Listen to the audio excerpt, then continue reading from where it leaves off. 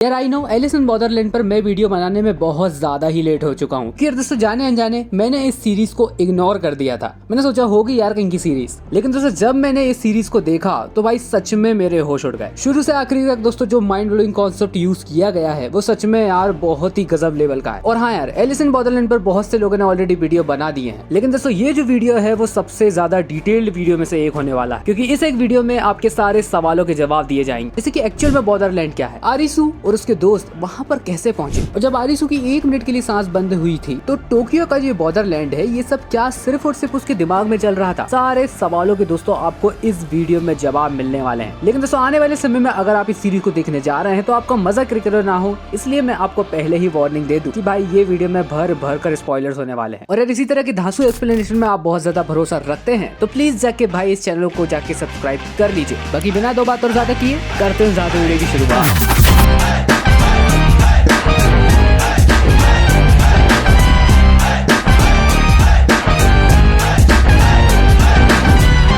में से बहुत सारे लोगों को शायद ये बात पता ना हो, नेटफ्लिक्स पर आई ये जो सीरीज है वो मांगा पर बेस्ड है, जो कि 2010 और 2016 में रिलीज की गई थी। साथ ही में दोस्तों एलिस इन बॉर्डरलैंड में जो इवेंट्स होते हैं उसमें बहुत सारे जो इवेंट्स इंस्पायर्ड हैं वो इसी मांगा से इंस्पायर्ड हैं। जैसे कि दोस्तों सीजन 2 की जो एंडिंग है वो पूरी की पूरी इंस्पायर्ड। तो चलिए यार दोस्तों शुरुआत करते हैं हमारे पहले सवाल से, क्या आरिसू पूरे समय तक मरा रहा था? क्योंकि यार एलिस इन बॉर्डरलैंड की जो एंडिंग है वो इस पर बहुत ज्यादा ट्विस्टेड। अब यार दोस्तों एंडिंग में हम सब ने देखा कि आरिसू मौत के बहुत ज्यादा करीब होता है। बस दोस्तों वो 1 मिनट का फासला अगर ना होता तो आरिसू मर गया हो। टोक्यो में इस मीटेओराइट के गिरने के बाद काफी लोगों को बहुत ज्यादा नुकसान होता है। कुछ लोग तो सीधा मर जाते हैं और कुछ लोग यहाँ पर आरिसू की तरह कार्डियक अरेस्ट से जूझते हैं, वो भी सिर्फ 1 मिनट के लिए। अब सीजन 1 एपिसोड 1 के दौरान हमको दोस्तों एक बहुत ही फनी चीज दिखाई देती है। टोक्यो की बाकी जनता सोच रही होती है कि ये फायर वर्क्स है, एक आतिशबाजी है, लेकिन दोस्तों यहाँ पर वो जो आतिशबाजी होती है वो मीटियोक के फ्रेगमेंट्स होते हैं। वो मीटियोक जैसे ही धरती से टकराता है सब कुछ खत्म हो जाता है और इस 1 मिनट के कार्डियक अरेस्ट के चलते हुए सारे लोग यहाँ पर हॉस्पिटल में भर्ती हो जाते हैं। और शायद दोस्तों आपने एक चीज नोटिस की होगी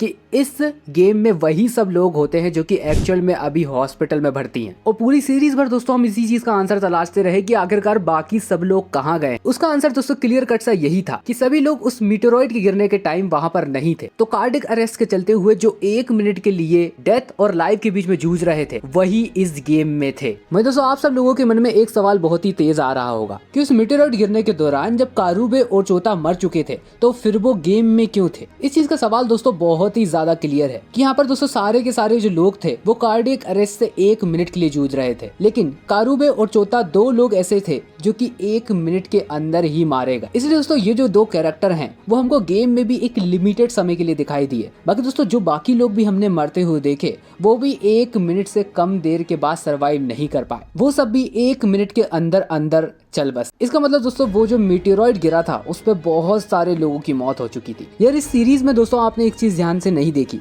कि आखिरकार इसमें बॉर्डरलैंड का क्या मतलब है। एक ऐसा लैंड जो कि दोस्तों लाइफ और डेथ के बीच में एग्जिस्ट करता हो। आरिसू और उसके साथ में जो लोग थे वो बहुत ही क्रिटिकल कंडीशन से जूझ रहे थे हॉस्पिटल में, और ये लोग जिंदगी और मौत के बीच में लड़ रहे थे। तो ये जो बॉर्डरलैंड वाला जो सिनेरियो है ये इस तरीके से इनके ऊपर फिक्स बैठता है। वो सारे के सारे लोग कार्डियक अरेस्ट से जूझते हैं, मतलब कि नियर डेथ एक्सपीरियंस से, और उस कार्डियक अरेस्ट की स्टेट के दौरान ही सब लोग सरवाइव करते हैं अपनी इस स्टेट से। सब लोग यहाँ पर जिंदा रहने के लिए लड़ते हैं। और दोस्तों जो बॉर्डरलैंड का जो पूरा सिनेरियो है इसको ट्रांसलेट किया गया है एक गेम में, जो कि देखा जाए दोस्तों तो उस कार्डियक अरेस्ट से एक लड़ाई है सरवाइव करने के लिए। तो हाँ यार एलिस इन बॉर्डरलैंड में एक्चुअल में जो गेम्स खेले जाते हैं वो रियल लाइफ में एग्जिस्ट नहीं करते हैं। अब सीजन 2 खत्म होते होते हमको ये चीज तो पता चल चुकी थी कि आखिरकार ये दुनिया क्या है, कैसे बनी ये दुनिया और टोक्यो के बाकी सब लोग कहाँ गए। लेकिन दोस्तों अभी भी एक ऐसा सवाल है जो कि हमको इस एंडिंग के दौरान नहीं दिया गया, जो कि भाई सबसे ज्यादा कंफ्यूजिंग सवाल भी है। वो है भाई कि ये जो पूरी बैटल चल रही है लोगों के बीच, इसके पीछे करता धरता कौन है? जब आरिसू ने इस सवाल को क्यून ऑफ हार्ट से पूछा था तो इसने इस बात का बहुत ज्यादा मजाक उड़ाया था कि धरती पर एलियन आ चुके हैं, वो सारा इनका किया धरा है। और तो और दोस्तों यहाँ पर उन्होंने ये भी कह दिया था कि वो इंसानों पर एक्सपेरिमेंट कर रहे हैं। जैसे कि दोस्तों मैंने आपको पहले भी बताया, उस समय जो लोग मौत और जिंदगी के बीच में लड़ रहे थे उन्हीं लोगों को बॉर्डरलैंड में भेजा गया था। और दोस्तों देखा जाए तो वो वास्तव में भी यही सब चीज कर रहे थे। हर कोई सरवाइव करने के लिए ही तो लड़ रहा था उस गेम में। आरिसू, ओसागी और बाकी जो लोग हॉस्पिटल में एडमिट थे वो कभी भी रियल में इंटरेक्शन नहीं कर रहे थे। वो सारे के सारे लोग गेम में ही इंटरेक्शन कर रहे थे। ये सारा कुछ यहाँ पर खत्म हो चुका था। एलिस इन बॉर्डरलैंड की बहुत ही अच्छी एंडिंग होने वाली थी, लेकिन आखिर में भाई एक कार्ड फेंकने की क्या जरूरत थी? वो था भाई जोकर का कार्ड। आखिरकार भाई इसका क्या मतलब है, आइए जान लेते हैं। अब जैसे कि दोस्तों हमने सीरीज में देखा, फाइनल गेम खत्म हो जाने के बाद प्लेयर को 2 चॉइसेस दी जाती थी, या तो आप इसी बॉर्डरलैंड में रह सकते हैं या तो फिर अपने रियल वर्ल्ड में वापस जा सकते हैं। और मैक्सिमम लोगों ने यहाँ पर अपने रियल वर्ल्ड को चूज करना ज्यादा ठीक समझा। अब एलिस इन बॉर्डरलैंड में यहाँ पर तरह तरह के लोग गेम्स खेलते हैं, जिसमें कि दोस्तों यहाँ पर कई चैलेंज जो होते हैं वो प्लेइंग कार्ड्स के होते हैं, कई यहाँ पर फेस कार्ड्स के होते हैं, लेकिन यहाँ पर हमको जोकर का कार्ड अभी तक नहीं दिखाया गया। तो यहाँ पर क्वीन ऑफ हार्ट्स या किंग ऑफ डायमंड के अपने सेपरेट मास्टर गेम्स थे, उस तरीके का जोकर का कोई भी एक पर्टिकुलर गेम नहीं था। तो एलिस इन बॉर्डरलैंड का जो जोकर है वो उन लोगों के लिए एग्जिस्ट करता है जिन्होंने की रियल वर्ल्ड को चूज किया है। अब चलिए दोस्तों इस चीज को थोड़ा बहुत और क्लियर कर लेते हैं। जो जोकर का कार्ड दोस्तों हमने एलिस इन बॉर्डरलैंड सीजन 2 में देखा, वो इस कहानी का फेरी मैन नहीं कहलाने वाला। फेरी मैन मतलब यार यहाँ पर नैया पार लगाने वाला नहीं होगा, क्योंकि यार इस सीजन के एंड होते होते हमने उस कार्ड को एक बहुत ही डार्क म्यूजिक के साथ देखा, और जिस तरीके का जूम इन शॉट वो था उसमें तो ऐसा लगता है कि भाई अब सीजन 3 में बहुत ही बड़ा भौकाल होने वाला है इस एक ही कार्ड से। हो सकता है कि दोस्तों यहाँ पर जोकर एक अगला अपोनेंट हो। अब दोस्तों जोकर का ये सिर्फ जो एक कार्ड है वो ये चीज शो करता है कि अभी भी गेम खेला जा सकता है। दोस्तों जैसा कि आपको पता है कि सारे लोगों ने रियल वर्ल्ड को चूज नहीं किया था, कुछ लोग दोस्तों ऐसे भी थे जिन्होंने की बॉर्डरलैंड में रहना ठीक समझा। तो आखिरकार भाई उन लोगों के साथ क्या होने वाला है? तो यार उन लोगों के साथ कुछ खास नहीं होने वाला, जितना कि दोस्तों आप सब जानते हैं कि वो लोग वहाँ के परमानेंट सिटीजन बन जाएंगे। कुछ लोग दोस्तों उसमें ऐसे भी हैं जो कि बॉर्डरलैंड के गेम मास्टर्स बन जाएंगे। एग्जाम्पल के तौर पे दोस्तों हमने क्वीन ऑफ डायमंड्स या किंग ऑफ क्लब्स को उसी बॉर्डरलैंड में देखा, और वहाँ दोस्तों हमने उन्हें ये कहते हुए भी देखा था कि हम यहाँ के सिटीजन्स हैं। तो बॉर्डरलैंड के दोस्तों ये जो परमानेंट सिटीजन्स हैं,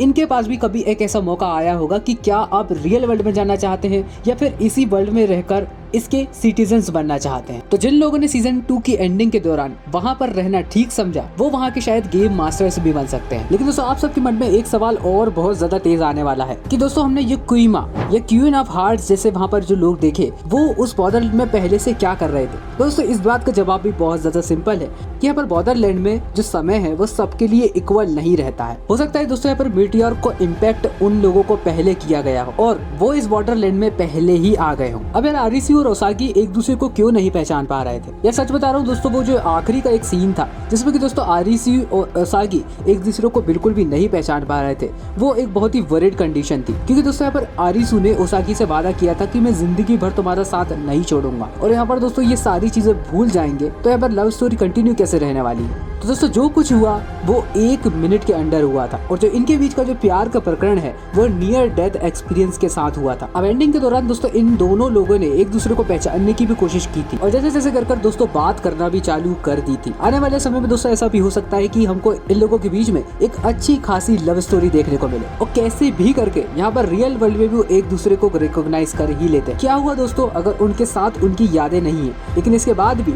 वो एक दूसरे को पहचानने लगते हैं और अपनी लाइफ को आगे बढ़ा लेते हैं। अगर दोस्तों नेटफ्लिक्स की इस ओरिजिनल स्टोरी की बात माने तो वो भी आरिसी और ओसागी के इसी तरह के क्लाइमेक्स पर खत्म होती है, जब पर कि दोनों वॉक के लिए जा रहे होते हैं। लेकिन दोस्तों एलिस इन बॉर्डरलैंड की एक मांगा और रिलीज की गई जिसका नाम था भाई एलिस इन बॉर्डरलैंड रीट्राई, जो कि एलिस इन बॉर्डरलैंड का सीक्वल थी और ओरिजिनल कहानी के कुछ समय बाद सेट की गई थी। उसमें आरिसू और ओसागी ने शादी कर ली है और उनका एक बच्चा भी है। उनको बॉर्डरलैंड में जो कुछ भी हुआ कुछ भी याद नहीं है। यहाँ पर आरिसू एक साइकोलॉजिस्ट बन चुका है और ओसागी यहाँ पर वही कर रही है जो कि एक समय में उसके फादर किया करते थे। जी हाँ, माउंटेन क्लाइंबिंग का काम। अब यहाँ पर दोस्तों सबसे बड़ा सवाल आप सबके मन में ये भी आ रहा होगा कि यहाँ पर सीजन 3 का कोई चांस है कि नहीं है। देखिए दोस्तों नेटफ्लिक्स की तरफ से तो अभी इस तरीके की कोई भी कंफर्म्ड अनाउंसमेंट नहीं की गई है, लेकिन दोस्तों इसका मतलब ये भी नहीं है कि Alice in Borderland season 3 cancel कर दिया गया है नेटफ्लिक्स द्वारा।